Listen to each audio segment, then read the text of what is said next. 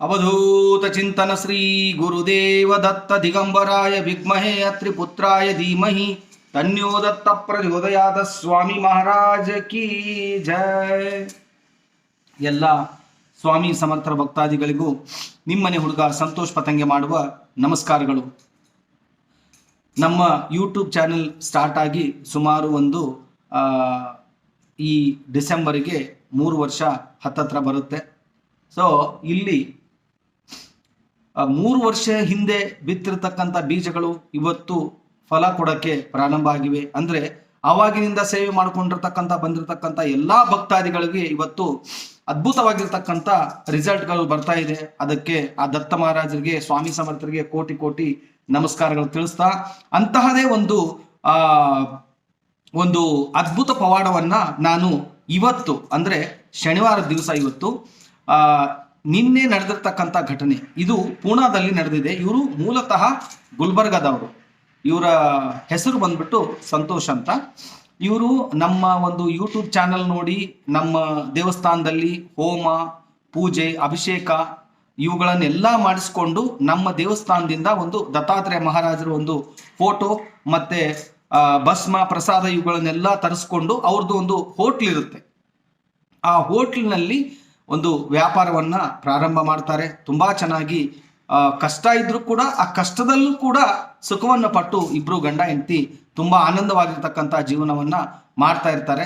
So ಸುಮಾರು ಇದು ನಡೀತಾನೆ ಇರುತ್ತೆ. 1 ವರ್ಷ 2 ವರ್ಷ ಆದ್ಮೇಲೆ ಅವರು ನಿನ್ನೆ ದಿನ ಅವರ ಕುಲದೇವರು ಅಂದ್ರೆ ಅವರ ಮನೆ ದೇವರಿಗೆ ಹೋಗಿ ಪೂಜೆ ಮಾಡ್ಕೊಂಡು ಬರೋಣ ಅಂತ ಹೇಳಿ ನಿರ್ಧಾರ ಮಾಡಿ ಮೊನ್ನೆ ದಿನ ಹೊರಟು ನಿನ್ನೆ ದಿನ ಅವರ ಕುಲದೇವರ ಹತ್ರ ದೇವಸ್ಥಾನದಲ್ಲಿ ಪೂಜೆ, ಅಭಿಷೇಕ ಮತ್ತೆ ಸುಮಾರು 100 ಜನಕ್ಕೆ ಒಂದು ಊಟದ ಸೇವೆಯನ್ನ ಮಾಡಿರ್ತಾರೆ. ಸೊ ಇದು ಒಂದು ಕಡೆ. ಅಲ್ಲಿ ಏನಾಗೋಗ್ಬಿಡುತ್ತೆ, ಇವರು ಈ ಕಡೆ ಬಂದ ಮೇಲೆ ಸುಮಾರು ಬೆಳಗಿನ ಜಾವ 2:30 ಆಗಿರಬೇಕು. ಆವಾಗ ಇವರ ಮನೆ ಕಳುವು ಆಗೋ ಪರಿಸ್ಥಿತಿಯಲ್ಲಿ ಅಂದ್ರೆ ಕಳ್ಳತನದ ಪರಿಸ್ಥಿತಿಯಲ್ಲಿ ಬಂದು ನಿಂತ್ಕೊಂಡಿರುತ್ತೆ. ಅದೇ ಎಕ್ಸಾಕ್ಟ್ 2:30 ಇವರ ಮನೆ ಇವರ ತಾಯಿಯವರ ಪಕ್ಕದಲ್ಲೇನೆ ಇವ್ರ ಮನೆ ಇರುತ್ತೆ ಪೂನಾದಲ್ಲಿ. ಇವರ ತಾಯಿಯವ್ರಿಗೆ ಏನೋ ಒಂದು ನಿದ್ದೆ ಬರಲ್ಲ ಅಂತ ಹೇಳಿ ಏನ್ ಮಾಡ್ತಾರೆ, ಎದ್ದು ಹೊರಗಡೆ ಬಂದಾಗ ಆ ಒಂದು ಮುಂಬಾಗಿಲ ಓಪನ್ ಆಗಿರೋದು ಇವ್ರಿಗೆ ಕಾಣುತ್ತೆ. ಯಾರಿಗೆ? ಸಂತೋಷ್ ಅವರ ಅತ್ತೆಗೆ. ಕಂಡಾಗ ಇಮ್ಮಿಡಿಯೇಟ್ ಇವ್ರು ಏನ್ ಮಾಡ್ಬಿಡ್ತಾರೆ, ಅವರ ತಾಯಿಯವರು ಅಂದ್ರೆ ಸಂತೋಷ್ ಅವರ ಅತ್ತೆಯವರು ಅವರ ಮಗನಿಗೆ ಎಬ್ಬಿಸ್ಬಿಟ್ಟು, ಅಯ್ಯೋ ಸಂತೋಷ್ ಅವ್ರ ಮನೆ ಬಾಕ್ಲು ಓಪನ್ ಆಗಿದೆ ಬನ್ನಿ ಅಂತ ಹೇಳ್ಬಿಟ್ಟು ಸುಮಾರು ಅಕ್ಕಪಕ್ಕ ಜನರಿಗೆಲ್ಲ ಸೇರಿಸ್ಕೊಂಡು ಒಳಗಡೆ ಹೋಗ್ತಾರೆ. ಒಳಗಡೆ ಹೋದಾಗ ಕಳ್ಳರು ಏನ್ ಮಾಡ್ಬಿಡ್ತಾರೆ, ಆ ಒಂದು ಹಿತ್ತಲ ಬಾಗಿಲಿನಿಂದ ಜಂಪ್ ಹೊಡೆದು ಸಿಗಲಾರ್ದಕ್ಕೆ ಅವರು ಓಡೋಗ್ಬಿಡ್ತಾರೆ. ಇಲ್ಲಿ ಇವರ ಮನೆ ಯಾವ ತರ ಇರುತ್ತೆ ಅಂದ್ರೆ, ಮನೆಗೆ ಎಂಟ್ರಿ ಆದ ತಕ್ಷಣ ಫ್ರಂಟ್ ಅಲ್ಲೇ ಒಂದು ದತ್ತ ಮಹಾರಾಜರದ ಒಂದು ಫೋಟೋ ಅಂದ್ರೆ ನಮ್ಮ ಒಂದು ದೇವಸ್ಥಾನದಿಂದ ತರಿಸಿಕೊಂಡಿರ್ತಕ್ಕಂಥ ಫೋಟೋ ಫ್ರಂಟ್ ಅಲ್ಲೇ ಹಾಕಿರ್ತಾರೆ. ಅದಾದ್ಮೇಲೆ ವಾಪಸ್ಸು ಅವ್ರ ಒಳಗಡೆ ಬೆಡ್ರೂಮ್ ಇರುತ್ತೆ. ಬೆಡ್ರೂಮ್ ಒಳಗಡೆ ಅದು ಬೀರು ಎಲ್ಲ ಇರುತ್ತೆ. ಎಲ್ಲಿವರೆಗೂ ಅವ್ರಿಗೆ ಎಚ್ಚರಿಕೆ ಆಗಿಲ್ಲ ಅಂದ್ರೆ ನೀವು ಯೋಚನೆ ಮಾಡಿ, ಬೀರು ಓಪನ್ ಆಗಿದೆ. ಬೀರು ಕೆಳಗಡೆ ಇವರು ಸುಮಾರು 80ರಿಂದ 85 ಗ್ರಾಮ ಚಿನ್ನವನ್ನ ಇಟ್ಟಿದ್ದಾರೆ. ಸುಮಾರು 1.5 ಲಕ್ಷ ಮಕ್ಕಳಿಗೆ ಫೀಸ್ ಗಂಟ ದುಡ್ಡನ್ನ ಎತ್ತಿ ಇಟ್ಟಿದ್ದಾರೆ.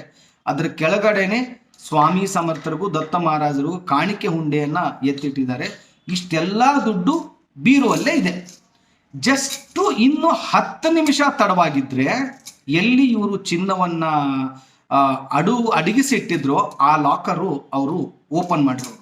ಅಷ್ಟೊತ್ತಿಗೆನೆ ಅವರ ತಾಯಿಗೆ ಯಾರೋ ಬಂದು ಅಂದ್ರೆ ಅವ್ರಿಗೆ ಎಚ್ಚರಿಸ್ದಂಗಾಗಿ ಅವರು ಬಂದು ನೋಡಿದಾಗ ಕಳ್ಳರು ಹಿಂಬದಿಯಿಂದ ಓಡೋಗ್ತಾರೆ. ಈ ಒಂದು ಘಟನೆ ಈಗ ಅವರು ಇದಕ್ಕೆ ಹೋಗಿದ್ದಾರೆ, ದೇವಸ್ಥಾನಕ್ಕೆ ಹೋಗಿದ್ದಾರೆ. ಇದನ್ನ ಯಾವ ತರ ಹೇಳೋದಪ್ಪ ಅಂತ ಹೇಳಿ ಆದ್ರೂ ಬೇರೆ ದಾರಿ ಇಲ್ಲ.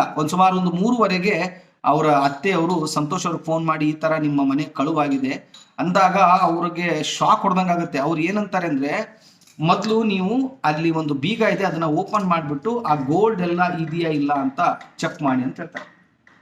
ಸೊ ಅದು ಸೇಫ್ ಆಗಿರುತ್ತೆ. ಯಾವುದೇ ತರಹದ ಒಂದೇ ಒಂದು ಗ್ರಾಮು ಕೂಡ ಅದರಲ್ಲಿ ಹೋಗಿರಲ್ಲ. 1 ಲಕ್ಷದ ಚಿಲ್ಲರೆ ದುಡ್ಡು ಹಂಗೆ ಇರುತ್ತೆ. ದತ್ತ ಮಹಾರಾಜರ ಕಾಣಿಕೆ ಹುಂಡಿ ದುಡ್ಡು ಹಂಗೆ ಇರುತ್ತೆ. ಬಟ್ ಅಲ್ಲ, ಕಾಣಿಕೆ ಹುಂಡೆ ಅವ್ರು ತಗೊಂಡ್ರೆ ಅದು ಪ್ರಶ್ನೆ ಬೇರೆ. ಅದು ಮಹಾರಾಜರಿಗೆ ಸಲ್ಲುವಂಥ ದುಡ್ಡು ಅದು ಬೇರೆದವ್ರು ತೊಗೊಂಡ್ರೆ ಅದು ನಡೆಯುವಂಥ ಘಟನೆಗಳೇ ಬೇರೆ.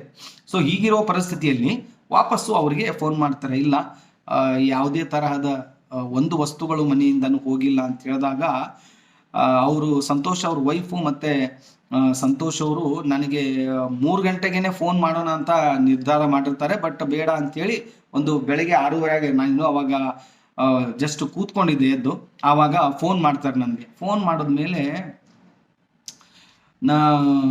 ಅವರು ಹೇಳಿರೋ ಅಳ್ತಾ ಇದ್ದಾರೆ ಅವರು. ಸಂತೋಷಣ, ಇವತ್ತು ದತ್ತ ಮಹಾರಾಜರು ಸ್ವಾಮಿ ಸಮರ್ಥರು ಸುಮಾರು ನಾವು ಇಷ್ಟು ವರ್ಷ ಗಂಡ ಹೆಂಡತಿ ಕಷ್ಟಪಟ್ಟು ಒಂದು ಸಂಪಾದನೆ ಮಾಡಿರ್ತಕ್ಕಂಥ ಚಿನ್ನ ದುಡ್ಡು ಎಲ್ಲವೂ ಹೋಗೋದನ್ನ ತಪ್ಪಿಸಿದ್ದಾರೆ. ಮತ್ತೆ ನೀವು ಒಂದು ಹೊಸದಾಗಿ ಅನ್ನದಾನವನ್ನ ಪ್ರತಿ ಗುರುವಾರ ಪ್ರಾರಂಭ ಮಾಡಿದಿರ. ಸೊ ಅದಕ್ಕೆ ನಾನು 1100 ರೂಪಾಯಿ ದೇಣಿಗೆನ ಕೊಡ್ತೀನಿ, ಅದನ್ನ ಈ ವಾರದ ಒಂದು ಅನ್ನದಾನದ ಕಾರ್ಯಕ್ರಮವನ್ನ ನಮ್ಮ ಫ್ಯಾಮಿಲಿ ವತಿಯಿಂದಾನೇ ಮಾಡಿ ಅಂತ ಹೇಳ್ತಾರೆ. ಸೊ ನೋಡಿ, ನನಗೆ ಏನು ಖುಷಿ ಪಡ್ತಾ ಇದ್ದೀನಿ ಅಂತಂದ್ರೆ, ಸೊ ಅವ್ರಿಗೆ ಒಳ್ಳೇದಾಗಿದೆ ಸೆಕೆಂಡ್ರಿ, ಓಕೆ. ಆದ್ರೆ ಅನ್ನದಾನದ ವಿಡಿಯೋ ಅವರು ನೋಡಿ ಆ ಅನ್ನದಾನ ವಿಡಿಯೋಗೆ ಅವರು 1100 ರೂಪಾಯಿ ಹಾಕಿದ್ದಾರೆ.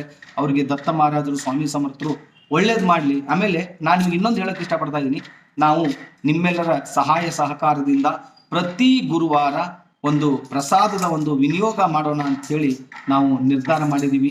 ಖಂಡಿತವಾಗಿಯೂ ಈ ನಿರ್ಧಾರ ನಮ್ಮದಂತೂ ಅಲ್ಲ, ದತ್ತ ಮಹಾರಾಜರದ್ದು ಸ್ವಾಮಿ ಸಮರ್ಥರು ಈ ಒಂದು ಸೇವೆಯನ್ನ ನಮ್ಮ ಕೈಯಿಂದ ಅದನ್ನ ಅವರು ಮಾಡಿಸ್ಕೊಂತ ಇದ್ದಾರೆ.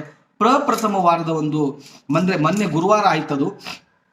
ಆ ಒಂದು ಕಾರ್ಯಕ್ರಮ ನಮ್ಮ ಗಾಣಗಾಪುರದ ಶಿವಕುಮಾರ್ ಅನ್ನೋರ ಕೈಯಿಂದ ಅದು ಪ್ರಾರಂಭ ಆಯಿತು. ನಿಜವಾಗಿಯೂ ನನಗೆ ಅವರೇ ಗಾಣಗಾಪುರದವರೇ ಅದನ್ನ ಬಂದು ನಡೆಸಿಕೊಟ್ಟಂಗಿತ್ತು. ನಿಜವಾಗಿಯೂ ತುಂಬಾನೇ ನನಗೆ ಆನಂದ ಆಯ್ತು. ಯಾಕಂದ್ರೆ ಮತ್ತೆ ಇನ್ನೊಂದು ಹೇಳ್ತೀನಿ ನಿಮಗೆ, ಆ ಪ್ರಸಾದ ನಾನು ಡಿಸ್ಟ್ರಿಬ್ಯೂಟ್ ಮಾಡುವಾಗ ಸೊ ಏನೋ ಒಂದು ಮೈಂಡ್ ಸೆಟ್ ಇರುತ್ತೆ, ಏನಪ್ಪಾ ಇಲ್ಲಿ ದೇವಸ್ಥಾನನೂ ಇಲ್ಲ, ಒಂದು ಪ್ರಾರ್ಥನಾ ಹಾಲ್ ಇಟ್ಕೊಂಡು ನಾವು ಬೇರೆ ಕಡೆ ಹೋಗ್ಬಿಟ್ಟು ಹೆಂಗ್ ಡಿಸ್ಟ್ರಿಬ್ಯೂಟ್ ಮಾಡೋದು ಅಂತ ಇರುತ್ತೆ. ಬಟ್ ಅಲ್ಲಿ ಯಾವ ತರದ್ದು ಸಮಸ್ಯೆ ಆಗಿಲ್ಲ. ಪ್ರಸಾದ ತಗೊಂಡು ಹೋಗಿ ಒಂದು ರೌಂಡ್ ಹೊಡೆದು ಬರೋ ಅಷ್ಟೊತ್ತಿಗೆ ಪ್ರಸಾದ ಖಾಲಿ. ಸೊ ನಿಜವಾಗಿ ಸುಮಾರು ಅವತ್ತು ಒಂದು 45 ಜನಕ್ಕೆ ನಾವು ಒಂದು ಅನ್ನದಾನದ ಒಂದು ಪ್ರಸಾದವನ್ನ ಡಿಸ್ಟ್ರಿಬ್ಯೂಟ್ ಮಾಡಿದ್ವಿ. ಆ ಬ್ರಹ್ಮಾಂಡ ನಾಯಕರು ಅವರು ನನ್ನಿಂದ ಇದನ್ನ ಮಾಡಿಸ್ಕೊಂಡಿದ್ದಾರೆ. ಇದಕ್ಕೆಲ್ಲ ನೀವು ಕೊಟ್ಟಿರ್ತಕ್ಕಂಥ ದುಡ್ಡು ಇದರಲ್ಲಿ ಸೇರಿದೆ. ನಿಮಗೂ ಆ ದತ್ತ ಮಹಾರಾಜರು ಆಯುರ ಆರೋಗ್ಯ ಐಶ್ವರ್ಯ ಅಭಿವೃದ್ಧಿ ಕೊಟ್ಟು ಕಾಪಾಡ್ಲಿ.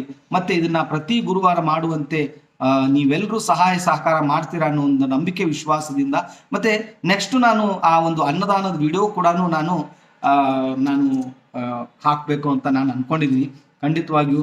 ಮತ್ತೆ ಈ ತರ ಅವ್ರವ್ರ ಎಕ್ಸ್ಪೀರಿಯನ್ಸ್ ಸುಮಾರು, ಈಗ ನೆಕ್ಸ್ಟ್ ಇನ್ನೊಂದು ನಾನು ಎಕ್ಸ್ಪೀರಿಯನ್ಸ್ ನಿಮ್ಗೆ ಹೇಳ್ತೀನಿ, ತುಂಬಾನೇ ಅದ್ಭುತವಾಗಿದೆ ಅದು ಎಕ್ಸ್ಪೀರಿಯನ್ಸು.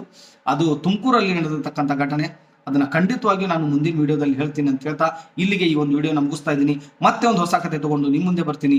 ಅಲ್ಲಿವರೆಗೂ ಶ್ರೀ ಸ್ವಾಮಿ ಸಮರ್ಥ, ಜೈ ಜೈ ಸ್ವಾಮಿ ಸಮರ್ಥ.